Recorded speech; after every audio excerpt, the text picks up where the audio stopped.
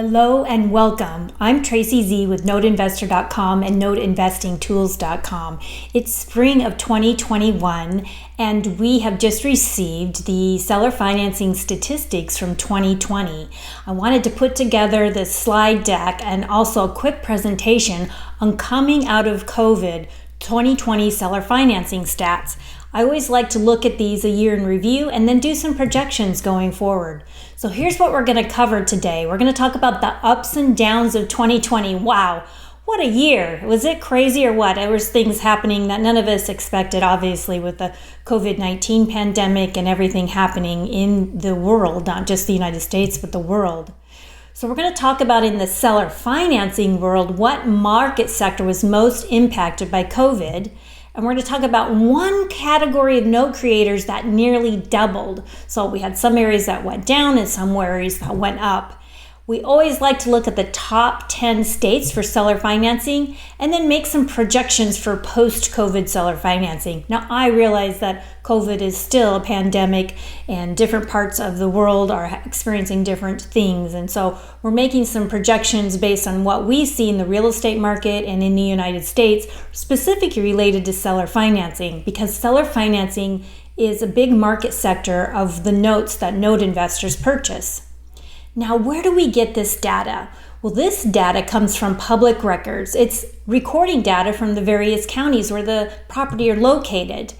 And it specifically looks at recordings where the seller of the property was also the lender. So this is going to be somebody that's a beneficiary on a deed of trust. So somebody that owned the property, sold it, gave the buyer a deed, took back a deed of trust, or in some states they take back a mortgage, or in some states they wait to record the deed and they record something called a contract for deed. We obtain our data from Advanced Seller Data Services. That's notesellerlist.com. I thank Scott and his team for pulling together this data because they pull this from the county records. They use this data to also provide lists of note holders for sale that people can market to. And so every year he compiles some data, gives it to us, and we crunch the numbers and analyze it and put together this slide deck. Now, it's based on 2,171 counties reporting, understanding there are more counties in the U.S., but these are the main counties that have activity. And it's based on first position liens, so it doesn't include the second position, or wrap transactions, wraparound notes. Also, it's $30,000 note and above. So there's lots more out there. It also wouldn't include unrecorded contract for deeds, but these are the main ones that we look at that are considered easily marketable in the secondary market to note investors. So without further ado, here's the seller financing usage in a chart format. In 2020, there was 23.57 billion with a B dollar volume, and the count was 84,007 filing count. Now, if we look at it in this chart, we can see that it's for 2017, 18, 19, and 20, it's been fairly consistent. It was much higher in 2013, 14. That was coming off the restrictive underwriting and subprime lending meltdown from 2008. It took some time for traditional lenders to get back in the market, and when that happens, seller financing increases. But since then, 2017 to 2020 was pretty steady. I've got to be honest, I thought 2020 would see more of a dip. Yes, it saw a little bit of a dip, but I thought it would see even more of a dip in seller financing, because when we were looking at these numbers in April, March of 2020, Scott was telling us that 30 to 40% less recordings were happening in seller financing just by the nature of the fact that many of the county recording offices were completely shut down or were on restricted hours. So a small downturn, yes, but I think from 23.9 to 23.57 when you compare 2019 to 2020, but not that much of a downturn. So let's look at the key takeaways. So as we mentioned, 23.57 billion seller carry notes in volume, 84,007 by count. If you add that all together 5 years in a row, this is what we usually consider some really active inventory to be purchased, is $116.6 billion in new notes through seller financing in 5 years. That's 2016 through 2020. Now, non-residential category, that sector, it grew 5.7% by count and 7.2% by dollar volume compared year over year, so 2019 to 2020. But the market sector that decreased from 2020 compared to 2019 was residential. So residential decreased 10.7% by count and almost 20% in dollar volume. So that is the market sector that really decreased. Now, why was there this decrease in residential? Well, I think there's two main reasons, and Scott and I had some great conversations on this. First of all, the creation by the one-off mom and pop sellers. These are sellers that just create one seller finance note in a 12-month period. So we call them mom and pop or individual. That dropped 9% from 2019. And sellers originating 4 or more notes, so we call these professional sellers within 12 months, almost doubled from 2019. Wow, big change. So the individuals decreased and the pros increased.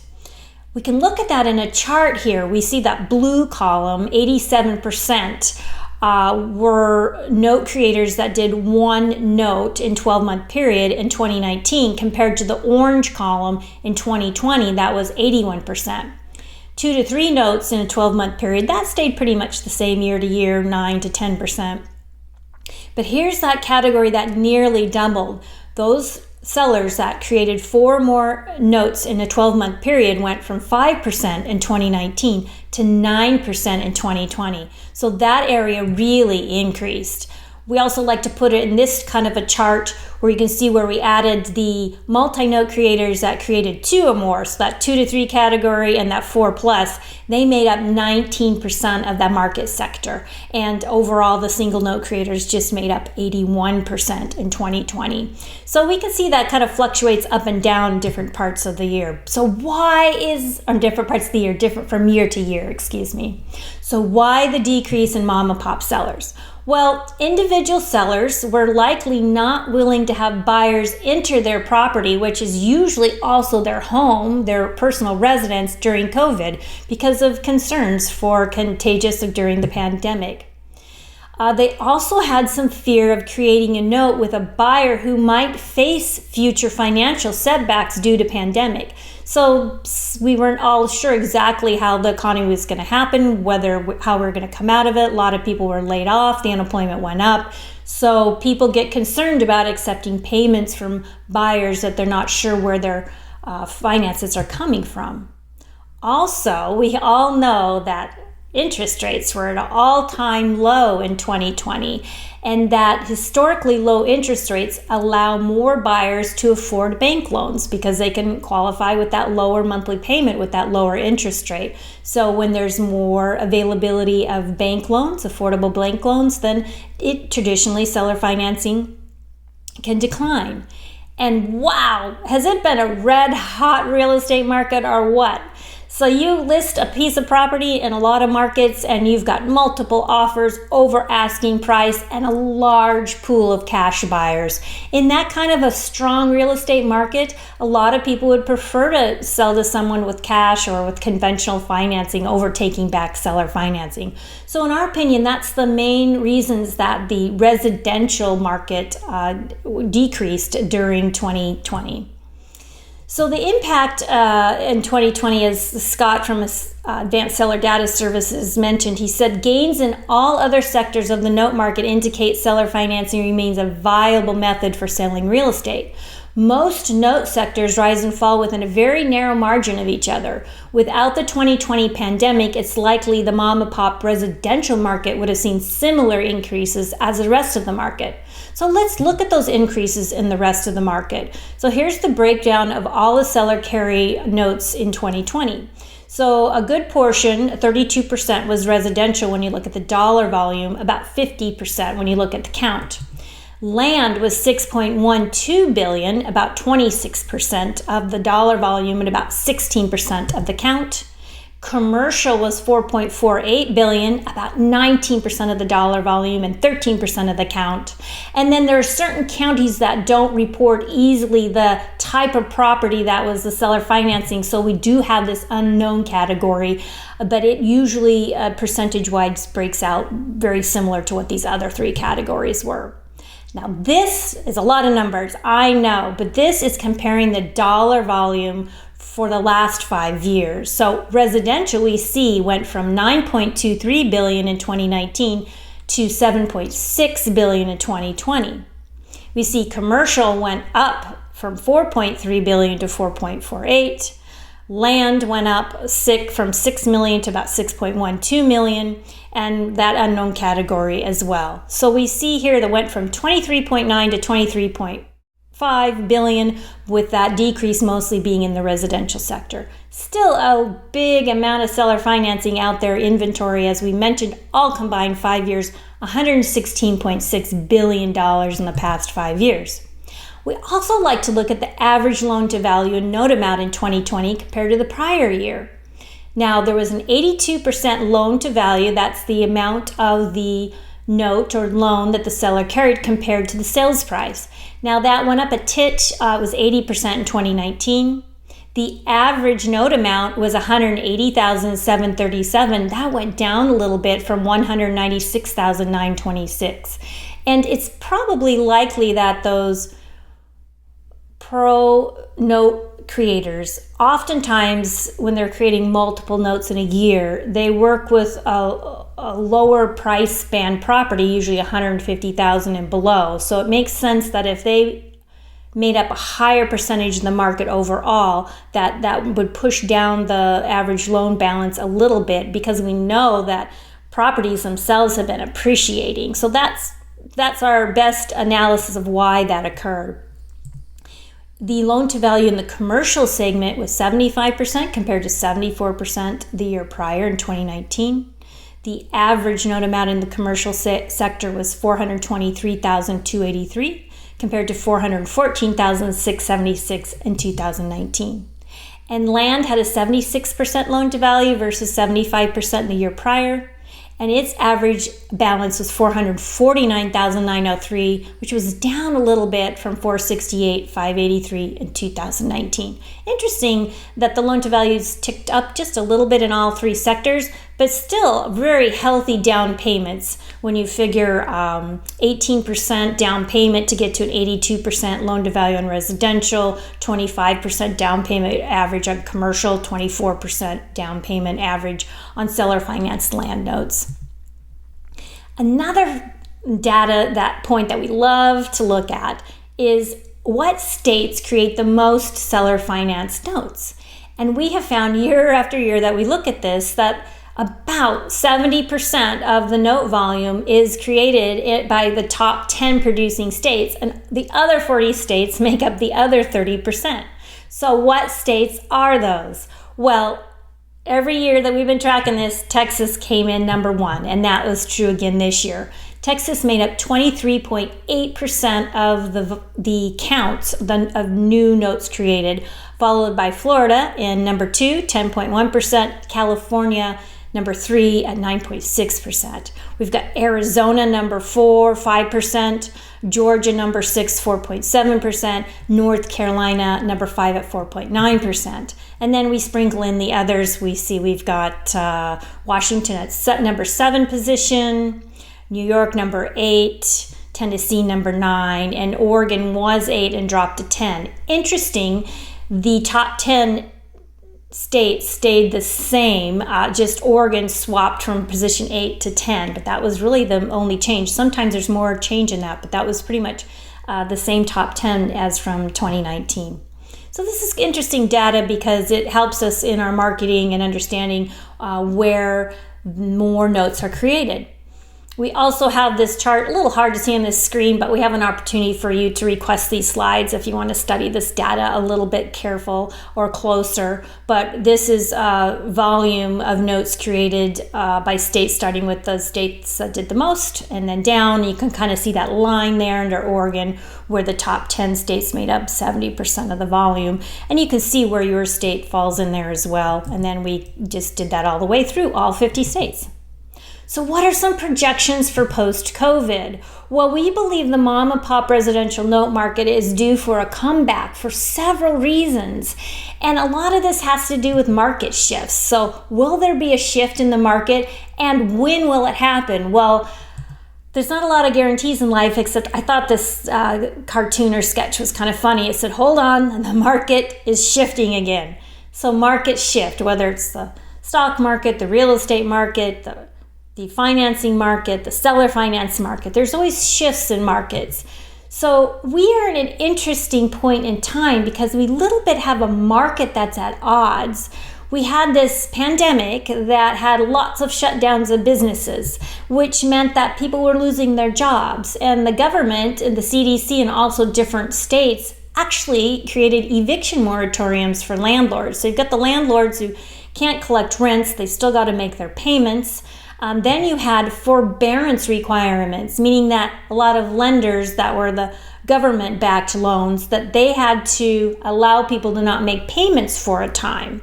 Now, this doesn't necessarily push over into seller financing. Those aren't government-backed loans, but still it's an interesting market at odds because you've got the pandemic, you've got shutdowns, eviction and moratoriums, forbearance, and you've got a crazy real estate market. All during that time, even though people were not wanting to go into homes, they were socially distancing, you had real estate getting listed and flying off the shelves. There's a low inventory of residential homes for sale. That means there's a high demand. And so in that situation, our real estate market's going crazy. So is our stock market. So we've got high appreciation of real estate values, which also relates to inflation potential. And feeding all of this are the low interest rates. So interest rates are so low that people can afford to buy a home, more of a home, a bigger home. And so it's feeding some of that appreciation and low inventory as well. We've also got that stock market at an all-time high. You have cryptocurrency going crazy. We have all sorts of things that are going high and growing during an uncertain COVID market. And another thing that we saw happening, and I bring all of this around because this one I believe affects seller financing the most, we saw lower credit availability. What does that mean? It means that banks are becoming more restrictive on the loans they make. And it makes sense because they are uncertain, see a market at odds. They're not 100% sure what's going to happen with the economy from the shutdowns. And so they pulled back a little bit. They required higher credit scores. They require bigger down payments. And so we see these things happening, and that's where we believe is the opportunity for seller financing. So this chart here is the Mortgage Credit Availability Index.